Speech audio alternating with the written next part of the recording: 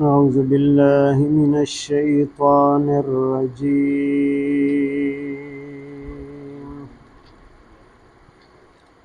بسم الله الرحمن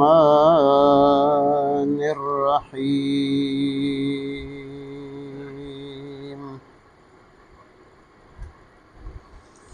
ولأبويه لكل واحد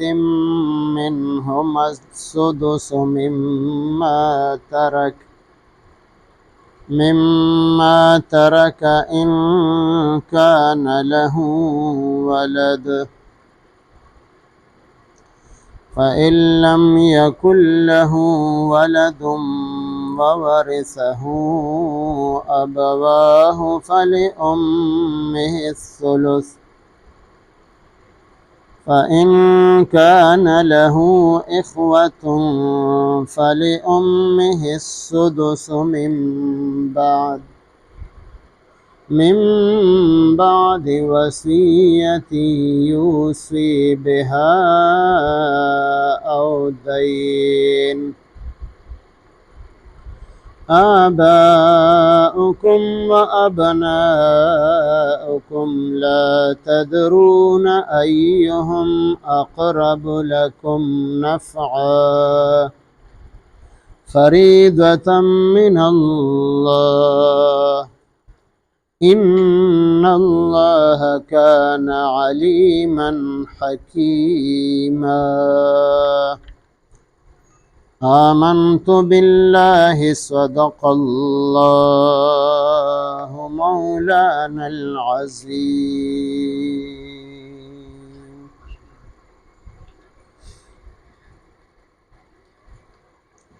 سورة نساء څلورمه پارا د 11 نمبر آیت آخری حصہ. د دې آیت مبارک په ابتدایي حصہ کې د میراث د هغه حصو ذکر وشو چې کم د بچو د پاره د زامنو او د لونو د پاره کومې حصے مقرر دي. د لومبنۍ خبره دا ذکر کړله چې زوی ته به د دوو لونو برابر حصہ میلاویږي. دوو لونو ته چې په شریکه باندې څومره حصہ میلاویږي نو هغومره به یو ورور ته د هغې ورور ته به میلاویږي. دویمه مسله دا ذکر کړله چې که صرف جینکې وي او دوه وي یا د دوو نه زیاتې وي، هر څومره وي، د دوو حکم د حدیث مبارک نه ثابت دی چې نبی علیه السلام د یو صحابي د دوو لونو باره کې د هغه د میراث فیصله کړې وه نو هغې ته 2/3 حصه ورکړې وه دوانو ته په شریکه باندې. او دلته په دې آیت مبارک کې د دوو نه زیات تعداد ذکر دی چې صرف جینکې وي او د دوو نه زیاتې دي نو هغې به هم په 2/3 حصه کې شریکې وي. او که صرف یوه جینۍ وي، یوه لور وي، نو هغې ته به نیمه حصه د کل ترکې او د کل میراث میلاویږي، باقي به نورو وارثانو ته ورکولی شي. دا خو د آیت مبارک ابتدایي حصه کې چې د میراث د حصو کم تعین او تقرر شوی د هغې ذکر و. اوس کوم یو کس مړ شو او د مور او پلار دواړه شته دی، نو د مور او پلار د بچو په میراث کې هم حصه شته دی. څنګه چې د بچو د مور او پلار په مال کې حصه مقرر ده، نو دغه شانتې د دې بچو په مال کې هم د مور او پلار حصه مقرر ده. زوی مړ شو او که لور مړه شوله نو د دې زوی په مال کې هم د مور او پلار حصه ده، او که دا لور مړه شوله د مور او پلار په ژوند باندې او د دې نه څه پاتې شو نو په دې کې هم د مور او پلار حصه مقرر ده. د هغې دپاره دلته 3 مسلې ذکر کړي دي. یو مسله دا ذکر کړې ده چې که چېرې د دې مړي اولاد شته دی نو بیا به د مور او پلار دواړو شپږمه حصه وي په ټول مال کې. اولاد شته دی، یو دی یا د یو نه زیات دي، هر څومره چې دي، او د مور او پلار شپږمه حصه ده. او د دغه اولاد بیا چې کوم حصے مخکې ذکر شوي دي چې هلک ته 2 چن حصه جینۍ ته 1 چن حصه، نو په هغه نسبت تناسب سره به باقی مال په دې اولاد باندې تقسیمیږي. یعنی مور او پلار شپږمه حصه ده، نو چې ټول مال په 6 حصو کې تقسیم شي، نو 1 حصه د پلار شوله او 1 حصه د مور شوله، نو دا باقی 4 حصې چې کومې پاتې شوې نو دا به اولاد باندې تقسیمیږي. دا یو مسله شوله. دویمه مسله دا ذکر کړې ده چې که چېرې دا کم کس مړ شوی دی، د مور او پلار شته دی خو اولاد یې نشته دی، چې کله اولاد نشته دی نو بیا د مور او پلار حصه به زیاته شي. 1/3 حصه دا به مور ته میلو شي او 2/3 حصه به پلار ته میلو شي، ځکه نور وارثان نشته دی، صرف مور او پلار وارثان دي او د دې مړي اولاد هم نشته دی، نور وارثان هم نشته دی. نو 3مه حصه یعنی ټول مال به په 3 حصو کې تقسیم شي، نو 1 حصه به مور ته میلو شي او دا باقی 2 حصې دا به پلار ته میلو شي. دا په کوم صورت کې؟ په هغه صورت کې چې اولاد نشته دی، نو ټول مال به مور او پلار ته میلاویږي. اوس د دې مړي رونه خویندې شته دی، نرور او خور د مور او پلار په موجودګۍ کې یا د بچو په موجودګۍ کې د رور خور حصه د مړي په مال کې نشته دی. چې کله مور او پلار ژوندي وي یا اولاد وي نو بیا د رور او د خور حصه نه. او دلته چونکې مور او پلار دواړه ژوندي دي خو رونه خویندې هم شته دی، نو رونه خویندې صرف وجود دی، هغې حصه پکې نشته دی، بیا به حصه کمیږي د مور، نو مور ته بیا 6مه حصه میلاویږي او باقی 15 حصې یعنی ټول مال به په 6 حصو کې تقسیم شي، نو 1 حصه به مور ته میلو شي او دا باقی 15 حصې دا به پلار ته میلو شي. نو دا 3 مسلې د مور او پلار باره کې په دې آیت مبارک کې ذکر کړي دي. او دې سره یو مسله بله د وصیت او د قرض ذکر کړې ده. نو د میراث د تقسیم دپاره چې کوم ماهرین دي د میراث د علم، هغې د قرآن مجید او د احادیث مبارکو په رڼا کې د میراث د تقسیم نه مخکې یو څو ضروري خبرې ذکر کړي دي. نمبر 1 بنیادی او ضروری خبره هغه د مړي کفن دفن دی، په دې باندې خرچ کول د شریعت په حدودو کې د سنتو مطابق دغه د کفن انتظام کول. نو کفن به په پیسو راوړي، نو دا پیسې به د ټولو نه مخکې د مړي د مال نه د میراث د تقسیم نه مخکې واخیستې شي، ځکه کفن دا ضرورت والا څیز دی، نو دی کې به د مړي دپاره مناسب د کفن انتظام وشي. دغه شان بیا د قبر انتظام دی، نو که قبر مفت کنستلو والا کسان نه او مزدوران راوستل یا ځای سخت دی شاول راوسته او بل څه انتظام یې وکړو په هغې باندې پیسې خرچ کېږي، نو دا به هم د مشترکه مال نه خرچ کېږي. یعنی کفن او دفن د قبر انتظام دا به پیسې به اخیستلی شي د مشترکه مال نه. چې کله کفن دفن دپاره پیسې واخیستې شوې، بیا د هغې نه وروستو په دې مړي باندې چې د چا قرض دی، نو د میراث د تقسیم نه مخکې به هغه قرضه ادا کولی شي. که هغه د هر چا قرضه ده، که هغه د بیبي د مهر قرضه ولې نه ده، دا مهر چې دی دا په ژوند باندې ورکول پکار دي، او که چا ور نه کو نه دا د خاوند په ذمه باندې قرض دی. نو چې کله دی مړ شو نو د میراث نه چې څنګه نورې قرضې ورکولی شي، نو دغه شان د بیبي د مهر چې کومه قرضه ده د په ذمه باندې، نو هغه به هم د دې نه د نورو قرضو په شانتې ورکړی شي د مشترکه مال نه. او بیا د هغه بیبي چې کومه خپله حصه ده، نو چې کله میراث تقسیمیږي نو هغې ته چې خپله کومه حصه مقرر ده نو هغه به هغې ته جدا میلاویږي. د مهر دا قرضه به اول واخلي، بیا د میراث چې کوم تقسیم دی په هغې کې کومه حصه کېږي نو هغه حصه به بیا جدا اخلي. د قرض نه وروستو په 3 نمبر کې بیا وصیت دی، چې مړي یو جایز وصیت کړی دی. وصیت دا مړي ته حق حاصل دی، او د ټول مال په 3مه حصه کې 1/3 حصه کې د ټول مال وصیت کولو حق ورته حاصل نه دی، چې د ټول مال وصیت وکړي چې زما د مرګ نه وروسته زما دا ټول مال په دې مسجد کې ولګوئ،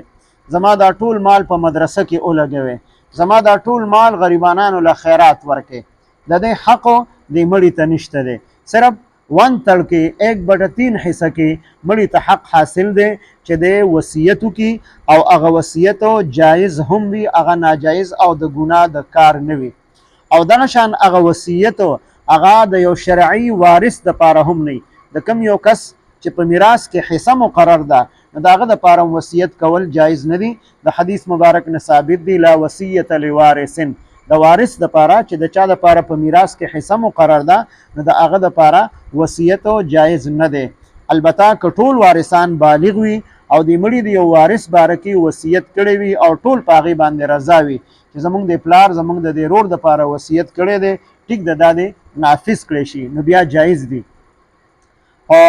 که څه پکې نابالغه دي یا د ټولو رضامندي نشته دی نو بیا د وارث باره کې چې کوم وصیت دی هغه باطل دی په هغې باندې به عمل نه کیږي اگر که هغه په 1/3 حصہ کې ولې نه ځکه وارث دپاره وصیت کول دا جایز نه دی نو چې کوم جایز وصیت دی او په 1/3 حصہ کې دی نو هغه به د قرض ادا کولو نه وروستو هغه وصیت به پوره کړی شي او بیا د وصیت ادا کولو نه پس چې کم مال پاتې شو نو هغه مال به په شرعي وارثانو باندې تقسیمیږي که هغه مور او پلار دي هغې ته به خپله حصه میلاویږي که هغه د دې مړي بیبي پاتې شوې ده هغې ته به خپله حصه میلاویږي او که هغه د ده زامن او لوڼه دي نو چې د هغې کومه حصه مقرر ده ټولو وارثانو ته به خپله حصه میلاویږي او که نه مال دومره و چې هغه کفن دفن پې وشو او قرضې پې ادا شوې او وصیت هم پاتې دی د میراث تقسیم پاتې خو مال نشته دی نو وصیت هم ختم شو او د میراث تقسیم هم ختم شو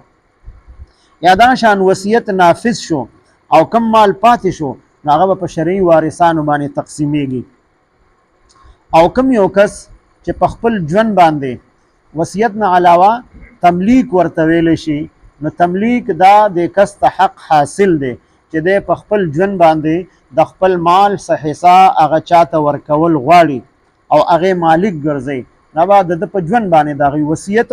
هغه د دې مړي د مرګ نه وروستو نافظ کیږي او تملیک هغه په ژوند باندې نافذ کیږي نو که په ژوند باندې چا پسې تملیک کړی دی که هغه په وارث پسې کړی دی او که غیر وارث پسې کړی دی نو هغه تملیک صحیح دی هغې کې دته حق شته دی خو که دا تملیک په دې نیت باندې کوي چې یو وارث له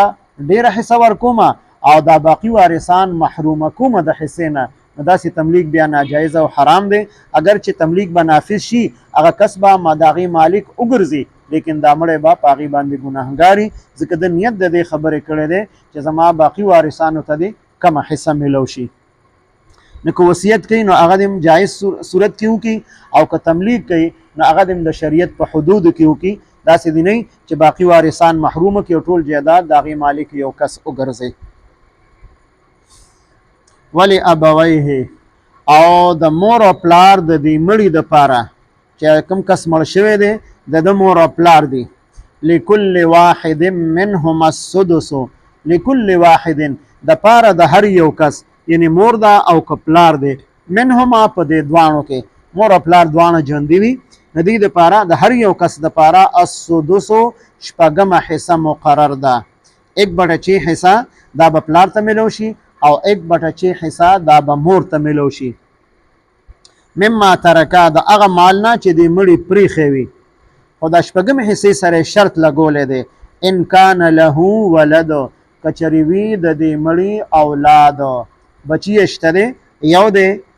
زوی دی یا یوه لور ده یا د دې نه زیات دي هر څومره چې دي مطلق اولاد شته دی نو بیا د مور او پلار حصہ هغه به شپږمه جوړیږي یعنې ټول مال به په شپږو حصو کې تقسیم شي یو حصه به پلار ته میلو شي یو حصه به مور ته میلو شي او باقي به د اولاد ته میلو شي او که کومه بیا زیاتې کېږي د اولاد نه هغه به بیا پلار ته میلاویږي فإن لم یکن له ولد او که چېرې نه وي د دې مړي اولاد نه هلک شته دی او نه جینۍ شته دی وورثه او وارث جوړیږي د ده ابواه مور او پلار د ده یعنې بچی یې بلکل نشته دی نه زوی شته دی نه لور شته دی یو هم نشته دی او نه د یو نه زیات شته دی نو په داسې صورت کې بیا ټول مال به مور او پلار ته میلاویږي نو د هغې حصه بیانې وورثه ابواه او میراث اخلي د ده مور او پلار د ده فلامه الثلث نو د ده د مور دپاره درېیمه حصه ده یعنې ټول مال به په دریو حصو کې تقسیم شي نو دریمه حصه به مور ته میلو شي ځکه اولاد نشته دی او دا باقی دوه حصې دا به پلار ته میلو شي نو په دې صورت کې چې اولاد نشته دی نو د مور او پلار حصه زیاته شوله او د ټول مال دغه مور او پلار حقدار دي نو چې د مور حصه ذکر کړله 1/3 نو د دې نه معلومه شوه چې باقی 2/3 حصې دا دوه حصې دا به پلار ته میلاویږي دا دوه مسلې شوې د مور او پلار دپاره یو دا چې شپږمه حصه که اولاد وي او دویم دا که اولاد نه نو بیا مور ته 1/3 حصہ او پلار ته 2/3 حصہ دریمه مسله ذکر کړي فإن كان له اخوة کچریوی د دې مړي رونه خويندې دوا یا د دوه نه زیات وي دوه رونه دي یا د دې نه زیات دي یا دوه خويندې دي یا د دې نه زیات دي نو دا رونه خويندې د دې مړي په میراث کې حصدار نه دي دي ته به حصہ نه ملاويږي فلأمه السدس نو د مور د پاره شپږمه حصہ ده اوس بیا هغه حصہ واپس خپل اصل حصې ته راله چې کوم مخکې لومبنۍ صورت ذکر کړو چې مور او پلار دوانو ته شپږمه نو دلته صرف د مور د پاره شپږمه حصہ ذکر کړله نو چې کله مور ته شپږمه حصہ میلاو شوله او رونه خويندې موجود دي د هغې خو حصہ نشته دی خو اولاد هم نشته دی نو په داسې صورت کې دا باقي 15 حصې دا به پلار ته میلاو شي یو حصہ مور ته لاړه او باقي 15 حصې دا به پلار ته میلاو شي رونه خويندې د دې مړي هغه د میراث نه محرومه دي هغې ته به څه نه میلاویږي من بعد وصیة رستو د وصیت نافذ کولو نه چې د مړي وصیت کړی دی یوصي بها چې دا وصیت کړی دی د هغې جایز وصیت دی د غیر وارث دپاره دی وارث دپاره نه دی او 1/3 حصې د مال کې د هغې نه زیات نه دی که د ټول مال وصیت چا کړی دی هم به په 1/3 حصه باندې عمل کیږي د ټول مال وصیت هغه به نه نافذ کیږي یا د نیم مال وصیت کړی دی نیم مال کې به وصیت نه جاری کیږي بلکې 1/3 حصه کې به وصیت جاری کیږي او دینن یا په دې مړي باندې قرض وي نو هغه قرض به ادا کولی شي یعنی اول د کفن دفن خرچه بیا قرض ادا کول بیا وصیت نافذ کول د هغې نه وروسته چې کوم مال پاتې شو هغه به په جایز وارثانو باندې چې کوم شرعي وارثان دي په هغې باندې به تقسیمیږي آباؤکم پلاران ستاسو و ابناؤکم او زامن ستاسو لا تدرون تاسو ته نه ده معلومه ایهم چې کوم یو کس په دوی کې اقرب لکم ډیر نږدې دی ستاسو دپاره نفعا د نفع رسولو په اعتبار سره چې دا مور او پلار به تاسو ته ډیره فایده رسوي او که دا بچي به تاسو ته ډیره فایده رسوي نو که تاسو وایئ چې د مور او پلار ته زیات د میلو شي او بچو ته د کم میلو شي یا بچو ته د زیات میلو شي مور او پلار ته د کم میلو شي نو دا علم تاسو ته نشته دی دا خبرې دا حصې الله پاک مقرر کړي دي لہذا تاسو په دې کې د ځان نه رد و بدل مه کوئ چې کم شرعي حصې دي د مور او پلار څومره حصه ده هغه د هغې ته پوره حصه میلو شي او د بچو کومه حصه ده نو هغه د بچو ته میلو شي فریضة من الله دا حصې مقرر دي د الله پاک د طرف نه نو چې الله پاک کوم حصې مقرر کړي دي نو هغې باندې تاسو عمل وکړئ او د دنیا څومره ملکونه دي او د هغې څومره قوانین دي نو په یو ځای کې د میراث قانون هغې باندې د قرآن مجید د قانون نه علاوه په بل قانون باندې عمل نه کېږي نه بل قانون شته دی زموږ په ملک کې انګریز عدالت چې دی په هغې کې انګریزي قانون دی او د انګریز په قانون کې هم د میراث هغې څه قانون نه دی جوړ کړی نه جوړولی شي نو په هغې کې هم د قرآن مجید په قانون باندې چې کوم د قانوني میراث دی په دې باندې عمل کیږي چې کله عدالت ته د میراث خبره لاړه شي د هغې د مدرسې فتوا وغواړي او لیګل هیرس او سرټیفیکیټ وغواړي چې کم وارثان دي او دوی ته به څومره حصه شرعا میلاویږي د قرآن مجید او د احادیثو مبارکو په رڼا کې نو د انګریز په قانون کې هم قانوني میراث کې چې کومه فیصله کیږي نو هغه د قرآن مجید او د احادیثو مبارکو په رڼا کې کیږي ان الله بشک الله پاک کان علیما دی عالم په هر یو څیز باندې حکیمه او حکمت والا دی نو الله پاک پوهیږي چې چاته څومره حصه ورکول پکار دي نو هغومره حصې الله پاک د مور او پلار او دغه شان د بچو او د ښځې خاوند هغې مقرر کړي دي ولی ابویه او د مور او پلار د دې مړي دپاره لکل واحد منهما دپاره د هر یو کس په دې دواړو کې السدس شپږمه حصه ده مما ترکه د هغې مال نه چې دې مړي پریښی وي ان کان له ولد که چېرې د دې مړي اولاد وي که یو وي او که زیات وي فان لم یکن له او کچری نوی د دې مړي ولد اولاد وورثه او میراث وړي د ابواه مور او پلار ددو فلامه الثلث نو د مور د پاره 1/3 حصہ ده او باقی 2/3 حصے به پلار ته ملو شي. فإن كان له اخوه کچری وی د درونه خويندې دوی یا د دوه زیات وي فلامه السدس نو د مور د پاره شپږمه حصہ ده او باقی 15 حصے هغه د پلار د پاره دي. من بعد وصیت رستو د وصیت نافذ کولونه یوسوی بها چې وصیت کړي دی مړي په دې سره او دینن یا رستو د قرض ادا کولونه آباؤکم پلارانو نیکونه ستاسو و ابناؤکم او بچی ستاسو لا تدرون تاسو ته نه د معلومه ایهم چې کم یو په دوی کې اقرب لکم ډیر نږدې دی تاسو د پاره نفعا د فیدې رسولو په اعتبار سره فریدة من الله دا حصې مقرر دي د الله پاک د طرف نه نو تاسو په دې کې رد و بدل مکوئ. ان الله بشک الله پاک کان علیما حکیما دی عالم او حکمت والا. اللهم صل على سيدنا محمد وعلى آل سيدنا ومولانا محمد وبارك وسلم. رب اجعلني مقيم الصلاة ومن ذريتي ربنا وتقبل دعاء ربنا اغفر لي ولوالدي وللمؤمنين يوم يقوم الحساب. ربنا اغفر لنا ولإخواننا الذين سبقونا بالإيمان ولا تجعل في قلوبنا غلا للذين آمنوا ربنا إنك رؤوف رحيم. ربنا هب لنا من أزواجنا وذرياتنا قرة أعين وجعلنا للمتقين إماما. وصلى الله تعالى على خير خلقه محمد وعلى آله وأصحابه أجمعين آمين برحمته.